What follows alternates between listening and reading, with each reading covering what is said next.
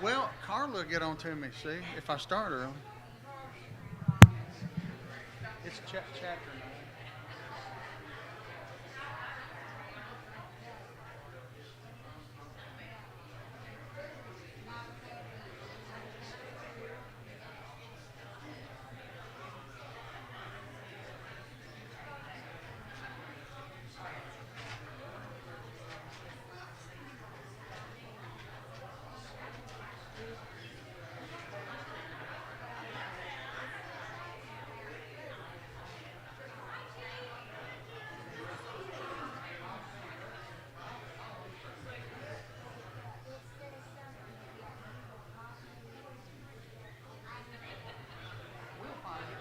We'll find it.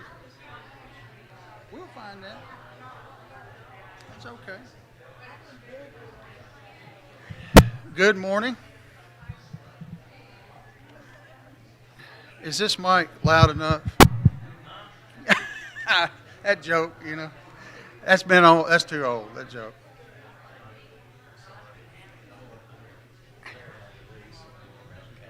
Oh, good deal. Good.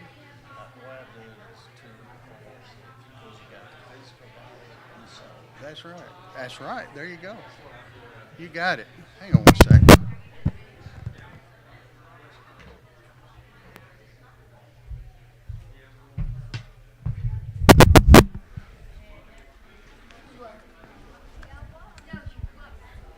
I almost started too early again, didn't I, Carla?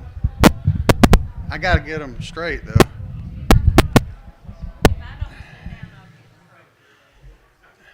David Jackson's still out there. I was wanting a few minutes for rebuttal, but no. I tell you what, it's been so nice to get to know David and Teresa, and I'm not just saying that. He fires me up with his enthusiasm, and it's really nice, and I congratulate him and Teresa tremendously on his appointment to deacon. That is just so great. He is such a good man, in my humble opinion, and appreciate everybody that works and has kept this congregation together all so many years.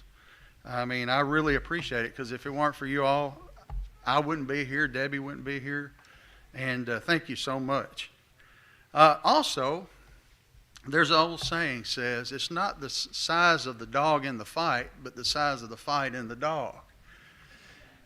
Right? You've heard that, right? You know what that means. Well, Janice is that little one I'm talking about. That dog has some fight. Yes. She took a hard fall, and I'm going to share this with you. I know she don't mind, but she said when she fell on the floor, she fell on her face. And she said she was having a hard time getting up, and she kept repeating Philippians 4:13 over, that I can do all things through Jesus Christ that strengtheneth me, and she said she got up off the floor. Well, he was there. Absolutely. He's in our midst, and you know what? How many of us would think to pray? So right there, her stories, I'm telling you, the things that I learned from her always influenced and makes me think. And I appreciate Miss Janice, and it is so good to have her back with us. It feels bad when there's an empty seat where somebody always sits. When Carla's gone or something, I miss her and you and everybody else. So it's really good, and what a big encouragement you are. Thank you so much, and make good comments in the class. I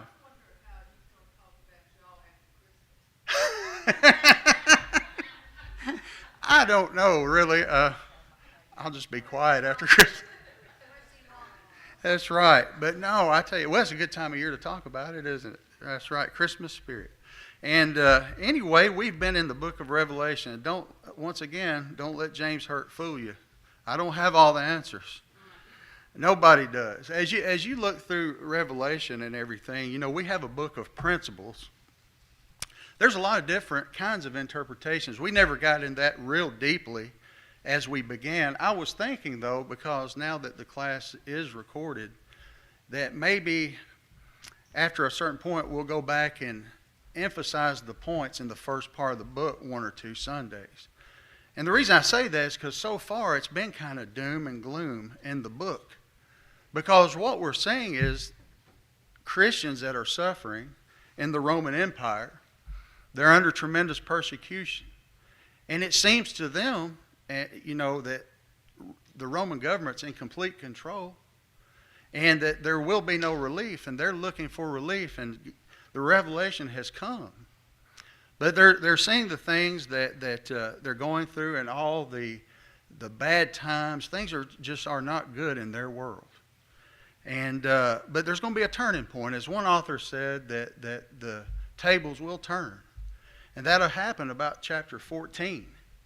So that would be a good time after 13 to maybe recap some of the principles that we've learned, because as I go through and study, there's a lot of things that I gather that I never even get to say, and if I tried to say too much would get lost. So we want to remember the principles of the book and the main points in it, because it's a message of hope and victory to Christians. Most people sum it up like this: we win. Jesus Christ wins. His people win. And that is the gist of the book, that there will be victory for the faithful Christians. And so we were up to chapter 8 last week. We got done with everything except about verse 12. And what we saw in chapter 8 was this. And I always say, if you miss some of the symbols, get the principles. Because like I say, there's about 4 general views of the way people take their view of Revelation. One's called preterist view, which views closer to what I do, is that looking through things through the eyes of the first century Christians, just like in everything else where we look specifically at people in different points of time. We look through their view of things that they see and know, and we learn from them. Just like if Paul wrote to the Romans or Philippians, we learn from messages given specifically to these people. They apply to us. Some people are more lean towards historical view, where they view different things and then try to match it to a specific point in history. Over time, the Roman Empire fell. People assign a date about 476 BC, but during that time, there was war with different people like Goths and Visigoths and Mohabian, I think is the way you say it. Different people that attacked land and sea, and people plug these people in to fit this. It could be that it does reveal some of that. And there's things like the futuristic view, where everything is pointing to the future and nothing's in the present. Well, I don't think that's right, because you see it's directed to 7 churches in Asia, and we see a progression. Things begin to happen. It takes us all the way through to the end times and the final judgment. So I think the good way to look at this is through the eyes of the first century Christians. And what we see up to this point is that God is about to do what's called a partial judgment on Roman Empire, the Roman Empire that's expanded. It's a huge area. It's not just Rome, the city, that's the capital, but you have the Roman Empire that's massive.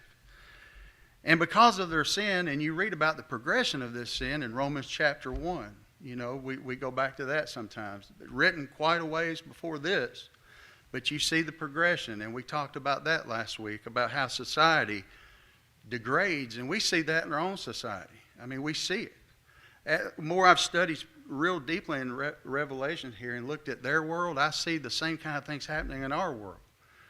And I know you see it every day. But the purpose, it appears, I don't think it's more than it appears. I'm pretty confident of this. If you go to the end of chapter 9 and the last verse, it says, "Neither repented they of their murders, nor of their sorceries, nor of their fornication," which is sexual immorality, "nor of their thefts." So the goal of God's partial judgment here looks to be to get people to repent. And that's something that's seen throughout the Bible, isn't it? That God is merciful beyond our comprehension. Sometimes when we would not probably extend people mercy, God does. And God's very merciful God. But He's also just. But He tries to get people to repent. And bad things that come upon people sometimes does turn them to repentance. And sometimes it's brief. Sometimes it's lasting, but there's a way that bad times sometimes correct actions. Well, we see this, and as we talked about through chapter 8, there's different things that are affected. It's the earth and the sea and the trees and the green grass, and we made spiritual connections with those as well. That not only does it look like God is extending his partial judgment on all these aspects of the physical world, but there is warning, it appears, also to the spiritual lives of Christians to be prepared. You have to be prepared for this, because if you can imagine being a group of Christians in this evil Roman world that oppose God, well, as they begin to receive judgments and things go bad for them, the people they are preaching against sin and their way of life their persecution would probably intensify. So I think the warning is this. When bad things come on society, it hits all of us. Christians, we live in this world. We can't escape it. And if something comes upon our society, sometimes physically, we suffer with it. And God's saying in this chapter 8 that he's revealing, you got to stay strong. He talks about people as being trees and grass. It says all the grass was destroyed and part of the trees. Well, we've talked about how trees have firm root. They're grounded. And even some of those die out. And we see that. Sometimes you would see that if there was a lot of persecution on us today, you would see who remained strong and who didn't. And then people that weren't grounded so with such strong roots maybe would be called grass, and they would all be burned up. They couldn't take this kind of persecution. It's where the rubber meets the road. We've never lived through such as this, and you would see who's devoted and who's not. Well, we got up to chapter 12, and it said this. And the fourth angel sounded, and the third part of the sun was smitten, and the third part of the moon, and the third part of stars. So as the third part of them was darkened, and the day shone not for a third part of it, and the night likewise. Now, we have talked about judgment language before, and I believe this is a symbolic reference of just the stars and things that provide light being dimmed. If you look in Isaiah 13, turn there for just a minute if you would. Isaiah chapter 13 and verse 9. What did I say? Well, yeah, Isaiah chapter 13. Yes, ma'am. I'm sorry. I've got... Oh, I'm sorry. Go to Isaiah chapter 13 and verse 9. And look at this. That's right. I got in bed about 1 o'clock. It says this. Isaiah chapter 13, verse 9. And think about judgment language here. It says this. Behold, the day of the Lord cometh, cruel, both with wrath and fierce anger, to lay the land desolate, and he shall destroy the sinners thereof out of it. For the stars of heaven and the constellations thereof shall not give their light. And the sun shall be darkened in his going forth, and the moon shall not cause her light to shine. This is Isaiah is prophesying here against the old city of Babylon. And it's saying this, it gives the same figurative judgment language that the stars will be dimmed. God has, at sometimes in the history of the world, permitted some degree of spiritual darkness to descend on unbelieving people. And this happens here. And when we think of light in the New Testament, what do you think about? I'm sorry? Jesus is light. Who else?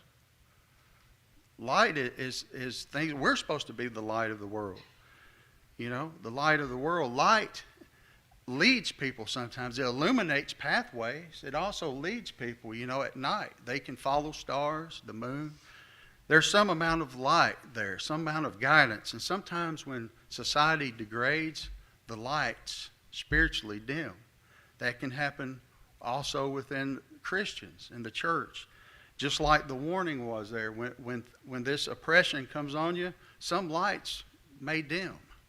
This is a warning. Also, this is telling of the partial judgment of God, but it's also giving a warning to Christians. And that's what leads us into chapter 9. And we're still here under the opening of the seventh seal. And it says, and the fifth angel sounded, and I saw a star fall from heaven unto the earth, and to him was given the key of the bottomless pit. And he opened the bottomless pit, and there arose a smoke out of the pit, as the smoke of a great furnace. And the sun and the air were darkened by reason of the smoke of the pit. I was discussing Revelations with someone right prior to the class, and the imagery of Revelation is scary. I mean, movies are made of it. So many doctrines come from it because people see things not as the symbols given, but as in reality. These are symbols. We learned that from the very beginning, when it said that the book was signified, given in signs. So we have something here, and it says this: I saw a star fall from heaven. John receives a vision. I don't know how he sees a star falling. I don't know how that looks to him. But stars are things that give light, and it does appear that this star may have been in a prominent position at one point, but fell from heaven to earth, and was given the key to the bottomless pit. Who do you think that star might represent? Anybody else? I agree. I go with that. I think it is. I heard one commentator say if it wasn't Satan, it was certainly his right-hand man. Because this is somebody that says he saw a star fall from heaven.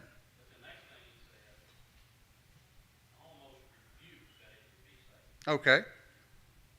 What's that? That's right.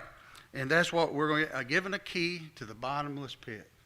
Now, who is the prince of the air? Ephesians 2:2. Satan is described as the prince of the air. To this angel is given the key of this dark pit, which may refer to the evil influences that are about to be let out on the earth. Now, a key is given to him, which means that he has some form of power and control over the evil influences or the evil things that happen on the earth. So let this take you back to the first chapter of Job. Okay? Job was afflicted. Who afflicted him?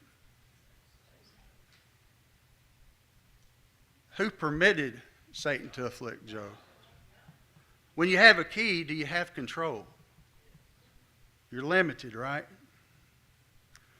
God gives Satan limited ability, a key to inflict Job. And at first, what did he afflict? Did he strike his flesh? He killed his family and such. But then he said, well, if you touch his flesh, what would Job do? What did Satan tell God that Job would do? He said he would curse you to your face. He was given access to this. And he was given the ability to afflict Job. Well, if you do take that same view there, then Satan, it appears, is given the ability here to unleash things upon the earth and judgment. It says in verse 2, and he opened the bottomless pit, and there arose smoke out of the pit. And as the smoke of a great furnace, and the sun and the air were darkened by reason of the smoke of the pit. Well, we know that the air is described in Ephesians 2:2, and the prince of the air is referred to as Satan. And what does Satan do with light? Through his false doctrines and his evil influences, he darkens the air, does he not? And he obscures the light. Now, I think Michael over here even mentioned something about Abaddon and Apollyon, which would be mentioned earlier. Satan, that's the Hebrew and the Greek word for destroyer. And that's what Satan seeks to do through influences. And God never opposes somebody's free will. People are condemned through society by their own free will. When they allow evil influences to affect them and what they do, it will destroy eventually even a society. But it says in verse 3 there, and it says, and there came out of the smoke locusts upon the earth, and to them was given power, as the scorpions of the earth have power. When you think about locusts coming upon the earth, what do you think about? Where does your mind take you back? Plagues of Egypt.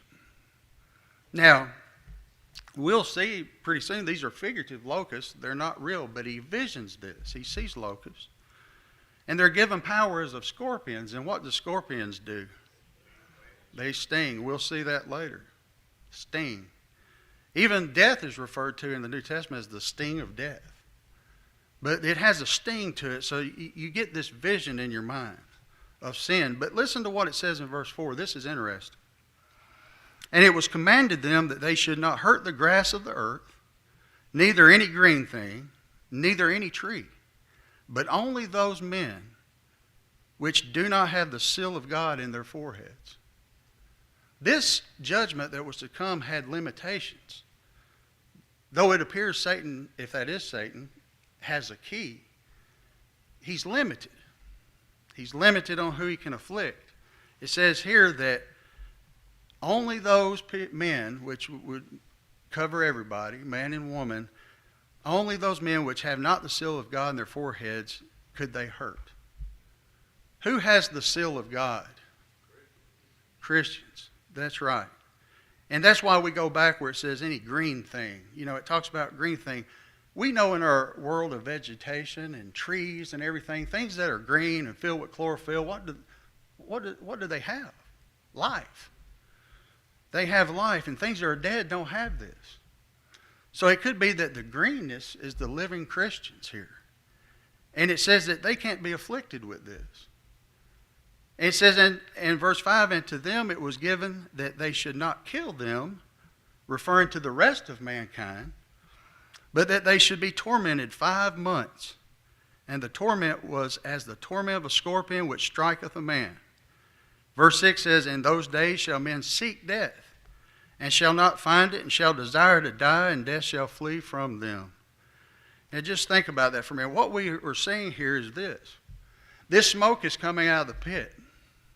It's the influence of Satan, the evil that he causes upon the world.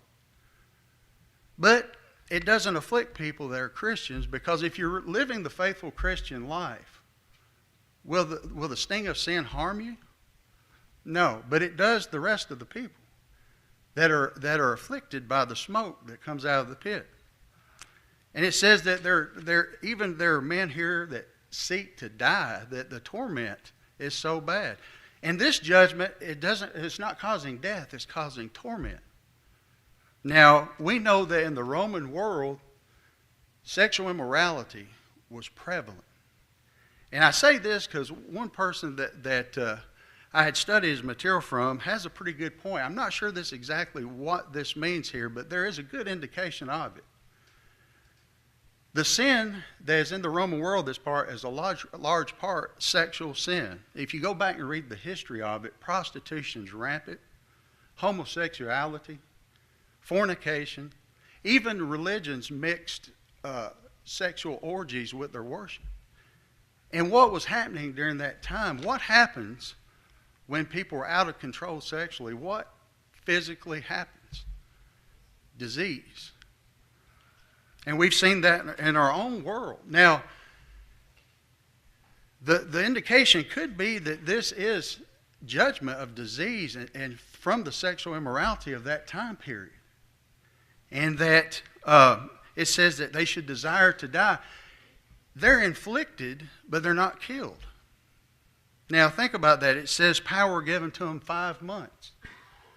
5 months is an incomplete amount of time, and it's something where it would eventually pass, and Christians would not be affected. So it could indicate that this was a judgment on the sexual immorality. And if you go back to the end of chapter 9, it says they repented not of their murders, their sorceries, or their fornication. And then when you go back to Romans 1, and it talks about men lying with men and women with women, and it says at the end they got within themselves the penalty that were due. Within themselves the penalty. And we've seen that with AIDS even in our modern day society. You remember when AIDS hit? If people were living the right kind of lifestyle, would that affect them? Mm-mm. But who did it affect? It affected everybody else that was engaged in it. And, we have modern day medications and things like that. But to these people that didn't have antibiotics, didn't have medication, they were in serious condition when they were affected. And history records it was nasty. So this could be something, but even if not, even if this doesn't specifically do it, we're talking about sin. Evilness that comes out of the pit, so to speak, and the influence that it would have on the world. And Christians, it does not touch. That 5 months is usually a representation of a life of the locust. That's about how long they live. That's right. Richard said that 5 months or so could be representative of the life of a locust, and that's true. These locusts represent something. And we will see where there's an army of locusts here, and we'll see, I believe this is sin representing and what these people knew of soldiers and warlike beings.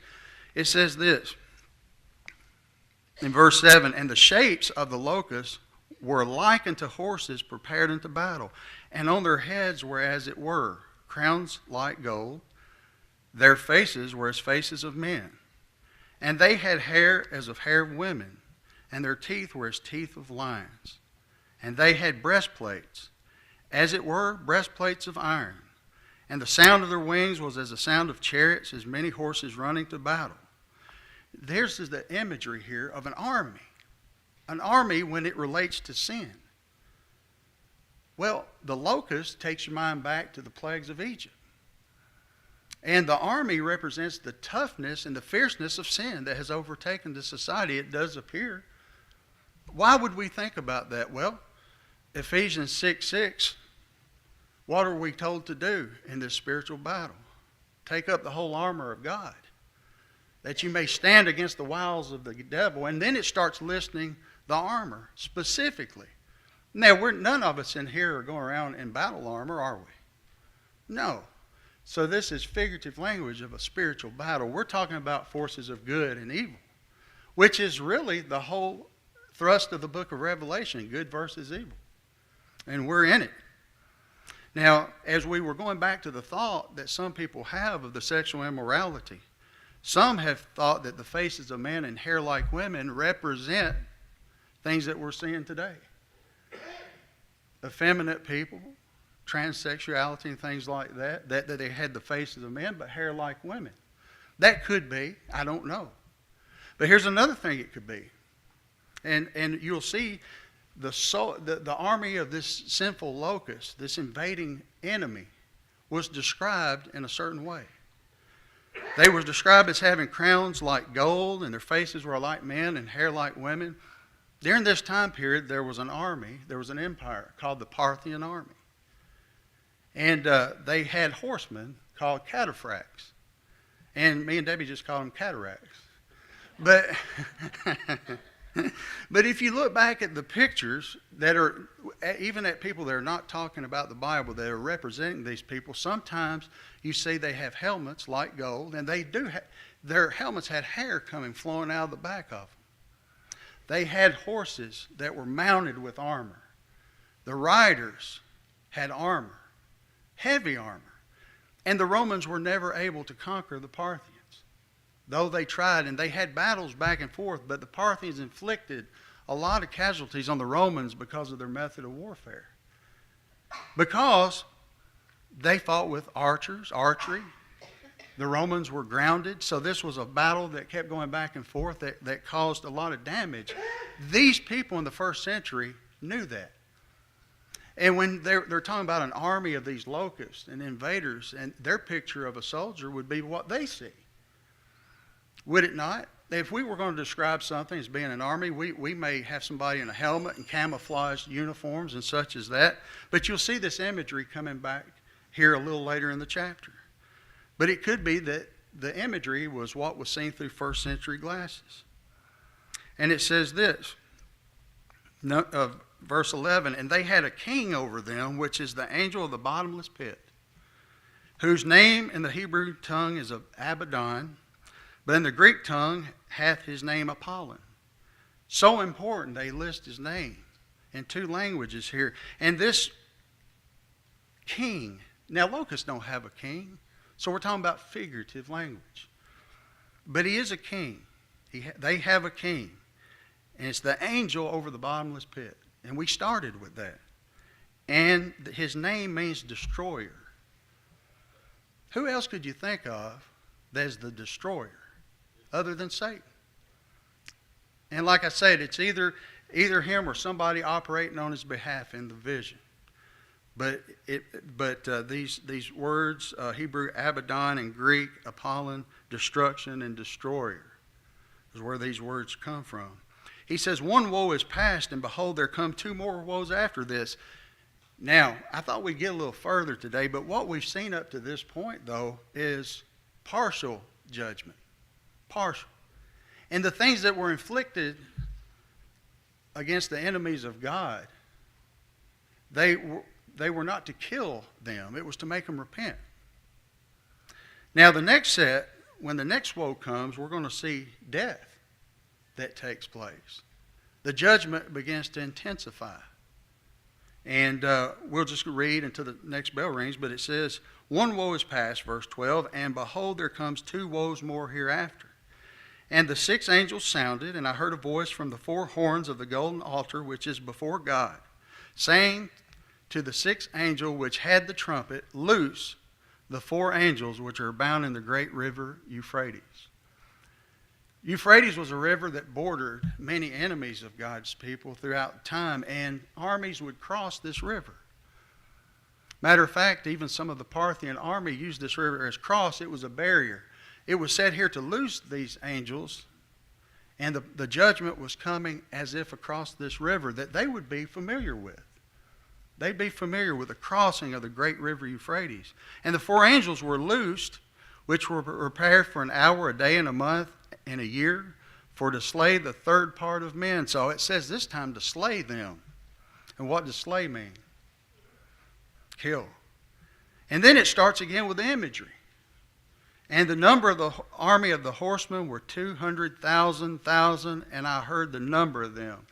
Once again, figurative language. When you add this number up, this is an army way too big to really have that many people.